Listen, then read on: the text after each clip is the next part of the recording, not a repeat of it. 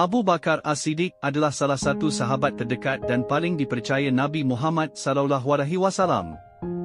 Nama lengkapnya adalah Abdullah bin Abi Quhafah, tetapi dikenal dengan nama Abu Bakar yang berarti ayah dari pemuda yang berbakat. Abu Bakar lahir di kota Makkah pada tahun 573 Masehi, beberapa tahun sebelum kelahiran Nabi Muhammad SAW. Ia berasal dari suku Quraisy yang terkenal di daerah Makkah. Sejak usia muda, Abu Bakar dikenal sebagai seorang pedagang yang sukses dan terhormat, memiliki reputasi yang baik dalam bisnisnya. Pertemuan Abu Bakar dengan Nabi Muhammad SAW berlangsung sebelum kedatangan wahyu pertama yang diterima Nabi Muhammad SAW dari Allah. Mereka telah saling mengenal satu sama lain dan telah menjalin persahabatan yang erat. Ketika Nabi Muhammad SAW menerima wahyu pertama dari Allah melalui malaikat Jibril, Abu Bakar adalah salah satu dari sedikit orang yang dengan cepat mengimani dan menerima ajaran agama Islam. Selama masa awal penyebaran Islam, para pengikut Nabi Muhammad SAW menghadapi banyak tantangan dan persekusi dari pihak musuh. Di tengah situasi yang sulit tersebut, Abu Bakar menjadi pendukung setia bagi Nabi Muhammad SAW. Ia dengan setulus hati mengeluarkan kekayaannya untuk membantu kaum muslimin yang tertindas dan memperkuat perjuangan Islam.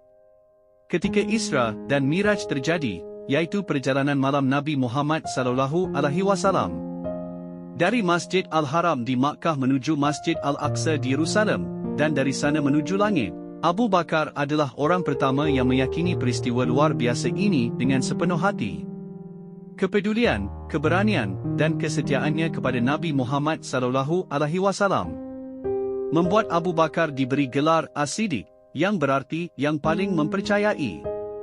Setelah wafatnya Nabi Muhammad SAW pada tahun 632 Abu Bakar diangkat sebagai khalifah pertama dalam sejarah Islam. Ia memimpin umat Islam dengan bijaksana dan adil, menghadapi berbagai tantangan seperti perlawanan suku-suku Arab dan krisis politik.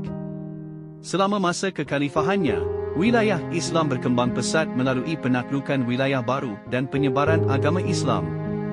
Abu Bakar As-Siddiq memerintah sebagai khalifah selama hampir 2 tahun sebelum meninggal pada tahun 634 kerana penyakit yang dideritanya.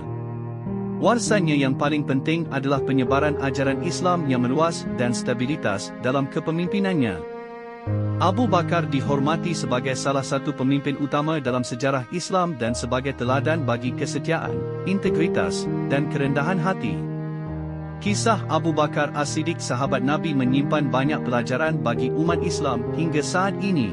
Keberanian, keyakinan, dan pengorbanannya dalam mendukung Nabi Muhammad SAW dan agama Islam menjadikannya suri tauladan yang diikuti oleh banyak orang. Abu Bakar As-Siddiq tetap menjadi tokoh berpengaruh dalam sejarah Islam dan jasa-jasanya akan selalu dikenang dalam kerasulan agama ini. Jangan lupa like, komen, dan subscribe, tekan tombol notifikasi. Sekian, terima kasih, jumpa part-part seterusnya.